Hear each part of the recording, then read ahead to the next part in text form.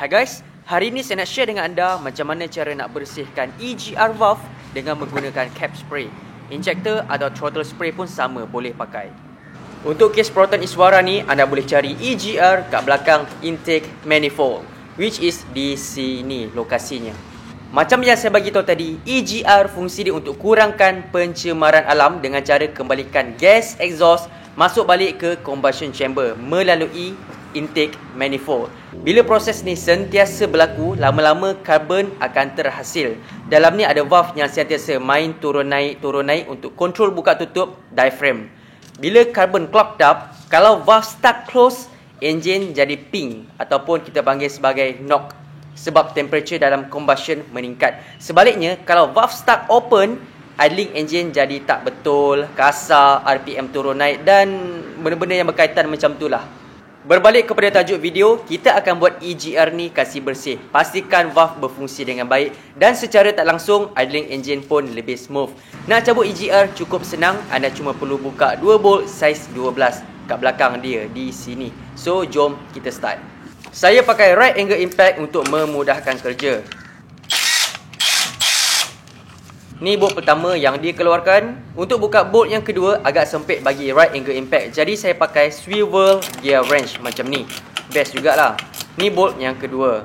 Last kali disconnect vacuum line dari nipple. Tapi kalau ketat, anda twist sikit sambil main-main tarik macam ni. Cantik. Hati-hati, kat sini sebenarnya ada gasket. Color dia hampir-hampir sama. So pastikan anda tak hilangkan gasket ni. So inilah komponen EGR atau nama penuh dia, Exhaust Gas Recirculation. Sebelum anda cuci dia, anda kena pastikan dulu sama ada EGR ni betul ke dia masih elok ataupun dah tak elok. Kalau dah tak elok, tak ada guna jugalah kalau kita bersihkan dia.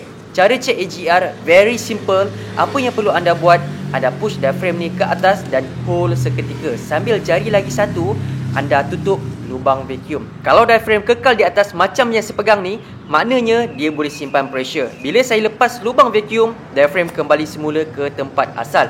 Masuk kat sini, EGR still lagi dalam keadaan yang elok. So kita tak perlu ganti yang baru. Lapik tray besar macam ni untuk elak orang rumah bising. Lagi-lagi dah lah tengah lapar ni. Apa yang perlu anda buat, ambil injector cleaner, lepas tu spray dekat kedua-dua lubang atas dan lubang bawah.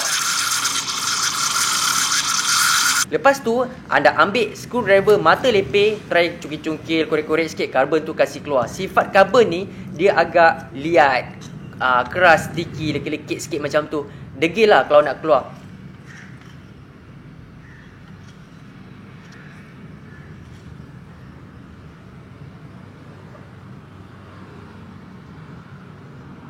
Tengok ni, banyak gila karbon. Untuk dapat result yang terbaik, ambil masa anda untuk repeat proses ni beberapa kali yang anda perlukan. Santai-santai je lah yang bulan puasa ni.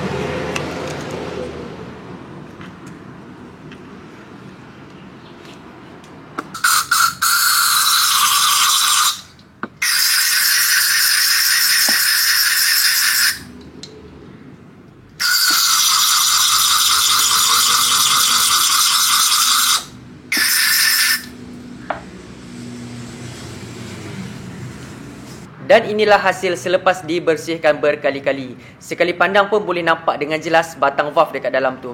Perhatikan perbezaan, ini adalah sebelum dan selepas. Memang berbeza.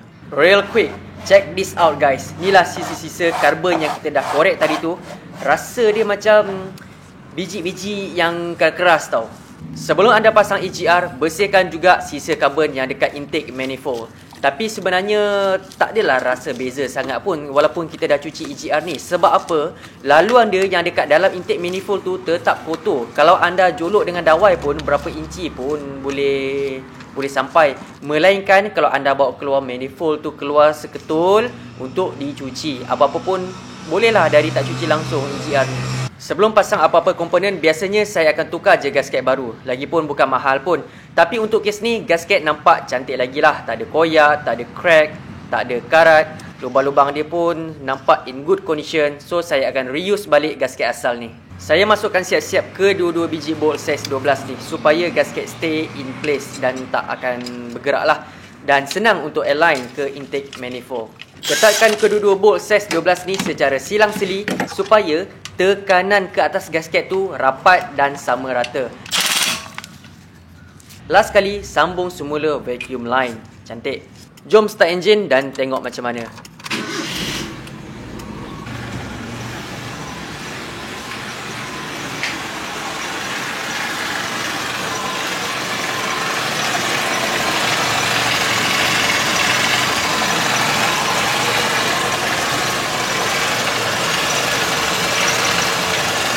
Masa enjin running, idling lebih smooth, nak start pun senang dan anda dengar betapa senyapnya enjin ni.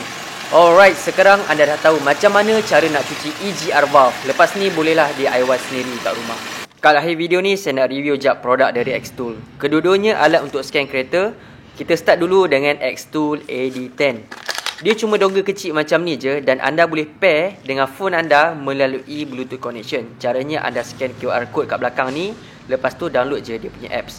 Kat belakang kotak ni dia ada bagi tahu apa scanner ni boleh buat. Actually, saya tak rasa dia scanner tau, tapi lebih kepada code reader. Okey, jom kita test pair kat phone. Alright, kita masuk dia punya apps. Sekarang ni dah 5 minit tau saya tunggu. Dia asyik connecting je kat sini. Okey, kat bawah ni anda boleh tengok dia punya function. Tapi itulah tak boleh nak tunjuk sebab dia macam tak support tau. Okey, tak apa, kita check jap. Dia support ke tak Proton.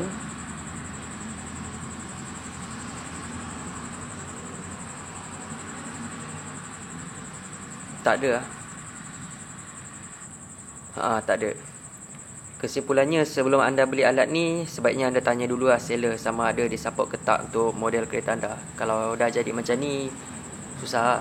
Scanner kedua kita ada Xtool A30. Sama je, anda kena scan QR code kat sini untuk download dia punya apps. Dan model ni dia ada support 5 jenis special function.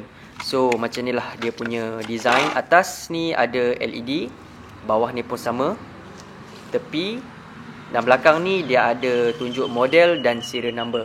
Okey, jom kita test. Masuk dia punya apps.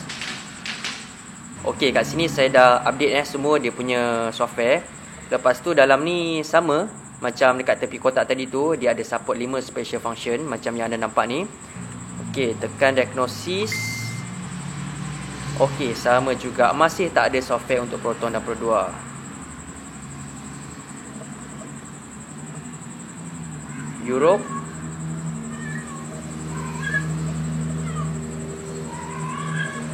China, Amerika dan Australia. Kesimpulannya, brand Xtool ni sebenarnya memang okey, bukan tak okey. Saya sendiri pun pakai Xtool. Tapi kalau anda nak beli yang murah macam ni, sebaiknya anda tanya dululah seller sama ada dia support ke tak untuk model kereta anda. Okey, so rasanya ini je kot. Sekian saja dari saya. Kita jumpa lagi dalam video seterusnya.